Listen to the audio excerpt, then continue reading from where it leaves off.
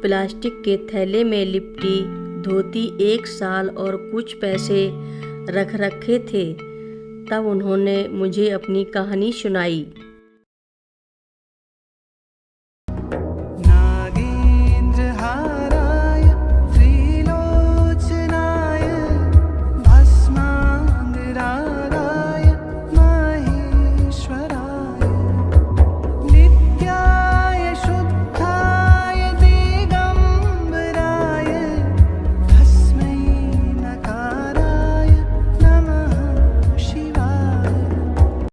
रक्षा सूत्र चैनल पर सभी भक्तों का स्वागत है। हम सभी भक्तों को महाराज जी की अद्भुत पावन कथाएं सुनाने जा रहे हैं। कृपया सभी भक्त ध्यान से सुने। दरवाज़ा खुला और मैं क्या देखता हूँ कि बाबा जी चौखट पर खड़े हैं। बाबा जी बोले, अरे तू तो बहुत दिन बाद आ रहा है। उनकी आंखें क्या थीं, प्यार का सागर था और मैं उनमें डूब गया। मैं उनके पैरों पर झुका और पिछले 5 सालों के उमड़ते जज्बात और उमड़ती भावनाएं मेरी आँखों से बह निकलीं और उनके पैरों को भिगोती रहीं। तब मुझे अपने सिर पर बाबा जी का एक पाँव महसूस हुआ और तब उनका दूसरा पाँव भी अपने पूरे वजन के साथ, पर वो तो पंख से भी हल्का था। मैंने पाया कि जैसे एक असीम आनंद मुझे बहाए लिए जा रहा हो। जब मैं भावनाओं के वेगमय आह्लादित करने वाले स्पंदन से उभरा तो क्या देखता हूँ कि बाबा जी मुझसे करीब 4 फीट की दूरी पर तख्त पर बैठे हैं और अपने दोनों पाँव से मेरे सिर को मसल रहे हैं। उसके बाद उन्होंने वही किया जो कि किसी ऐसे उस नौजवान के साथ किया जाता है जो बहुत दिन पहले कभी खोया था और अब लड़ाई के मैदान से सही सलामत वापस लौट आया हो। बाबा जी ने मुझे भोजन के पैकेटों से लाद दिया और हर तरह से मेरे इंतजाम के लिए खोज खबर करने लगे। उन्होंने हर किसी को मेरे आने की सूचना दे दी और देखभाल के लिए जिम्मेदार लोगों से मुझे अच्छा बिस्तर और रजाई देने के लिए भी कहा। कुछ देर बाद उन्होंने मेरा हाथ पकड़ा और मुझे मंदिर की छत पर ले गए। वे वहीं मुंडेरी पर बैठ गए और मैं वहीं उनके पास नीचे छत पर वे मेरी नौकरी की प्रगति के बारे में पूछते रहे और बोले, मैं तेरा जनेऊ करवा देता हूँ। हिंदू परिवारों में यज्ञोपवीत बड़े मायने रखता है। धागे को कंधे पर धारण करने और गायत्री मंत्र की दीक्षा के उपरांत ही आपका दूसरा जन्म माना जाता है। उन्होंने मुझसे कहा कि तुम अपनी माँ को जाकर कह दो कि ये करना है और इसी संस्कार के बीच और अन्य रिश्तेदारों तथा और भी ब्राह्मण बालकों को भी बुला लें, जिससे कि यदि उनका जनेऊ नहीं हुआ है तो साथ में उनका भी हो जाएगा। हिंदू परिवारों में ये संस्कार छुटपन में 9 से 11 वर्ष के बीच की आयु में करवा दिया जाता है, पर मेरे मामले में ये टल गया था। तब भी कोई मेरे जनेऊ की बात चलाता तो मैं कह देता कि मैं तो बाबा जी के हाथ से पहनूंगा। ऐसा कभी हुआ नहीं और मैं भी अपनी इस प्रतिज्ञा को भूल गया। मैं देहरादून जाकर बैंक से इस अनुष्ठान के निमित्त कुछ पैसे निकलवा लाया। उधर अपनी माँ को भी खबर भिजवा दी कि तुम भी यहाँ आ जाओ। मेरे 3 चचेरे भाई लोग और साथ में उसी इलाके के ब्राह्मण बालक भी आकर इकट्ठा हो गए।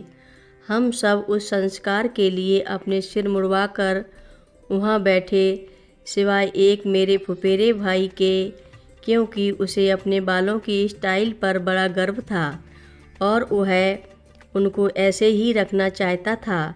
शुरू में तो मैंने उसे मनाना चाहा कि वो भी अपने बाल कटवा ले, पर वो अड़ गया और उसने अपने बाल नहीं कटवाए। ये मेरे रिश्ते का वही भाई था जिसे मेरी बुआ ने दूर जाकर नौकरी करने के लिए मना किया था और उसकी जगह पर मैं नौकरी करने चला गया था। बाबा जी ने और बहुत से ब्राह्मण भक्तों को हवन में शामिल होने के लिए बुलवाया था और वे आए भी थे। मेरे चाचा मुकुंदा हम दोनों के लिए 5 जनेऊ ले आए थे और मुझसे शुरू करके सबको पहनाने वाले थे। जैसे ही मेरे चाचा इस काम के लिए आगे बढ़े कि एकाएक बाबा जी वहाँ आ गए और बोले कि एक लड़के को जनेऊ में पहनाऊँगा। मेरे हाथ में परंपरा के अनुसार एक नारियल जनेऊ पहनाने वाले को देने के लिए था। तब मैंने देखा कि बाबा जी का सिर मुड़ा हुआ था और वे दिनों की अपेक्षा कम्बल की जगह एक सफ़ेद शाल ओढ़े हुए थे। मैं भावोद्रेक से भरकर काँपा और रोते हुए उनके चरणों में गिर पड़ा और मेरे आंसू धारा प्रवाह बह रहे थे। मेरे अंदर एक अतल शांति व्याप्त हो गई। उन्होंने जनेऊ मेरे सिर के ऊपर से ले जाकर कंधे पर डाल दिया, पर उन्होंने उसे दाहिने कंधे पर डाला और बोले, अरे मैंने तो गलत कंधे पर डाल दिया है। अरे सही या गलत इसकी किसी को क्या परवाह, जब स्वयं ईश्वर ही तुम्हारे साथ ऐसा कर रहा हो और वो भी केवल तुम्हारे लिए, तब बस वही सब कुछ काफ़ी है। बाद में शाम को बाबा जी ने मुझसे कहा कि उस एक लड़के ने सब बिगाड़ दिया। अपना सिर न मुड़वाकर मैं तो केवल अनुमान ही लगा सकता हूँ कि उन्होंने ऐसा क्यों कहा।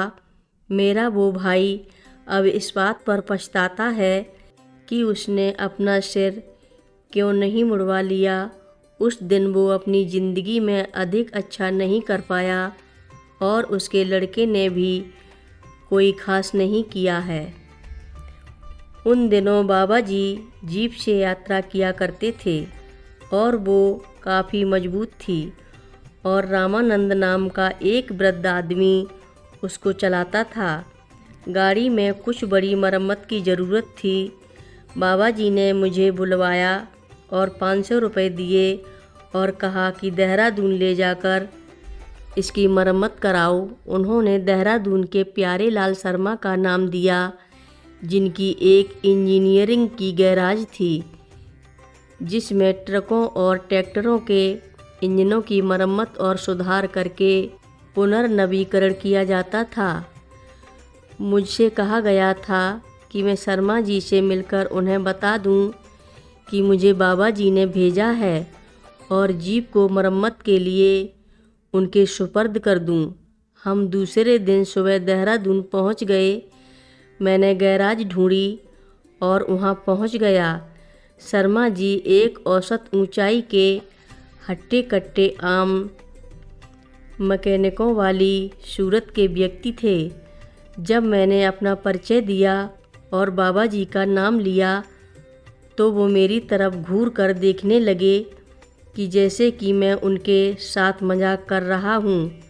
खुद को इस तरह घूरे जाने पर मुझे कुछ अचकचाहट भी हुई। कुछ क्षण बाद शर्मा जी ने अपनी चुप्पी खोली और बोले कि मैं बहुत खुश हूँ कि आज मुझे उन महात्मा की खबर मिली है जिनका कि मुझे 1 साल से इंतज़ार था। तब वे मुझे अंदर दूसरे कमरे में ले गए जहाँ पर एक मेज़ पर दुर्गा माँ की तस्वीर के आगे दिया जल रहा था। वहीं पर उन्होंने प्लास्टिक के थैले में लिपटी धोती, 1 साल और कुछ पैसे रख रखे थे। तब उन्होंने मुझे अपनी कहानी सुनाई। कथा लंबी है। आगे की कथा सभी भक्तों को अगले भाग में सुनाई जाएगी।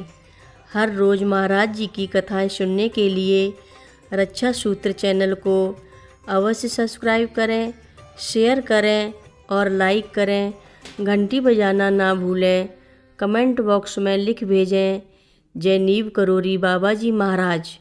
बोलो नीव करोरी बाबा जी महाराज की जय बोलो।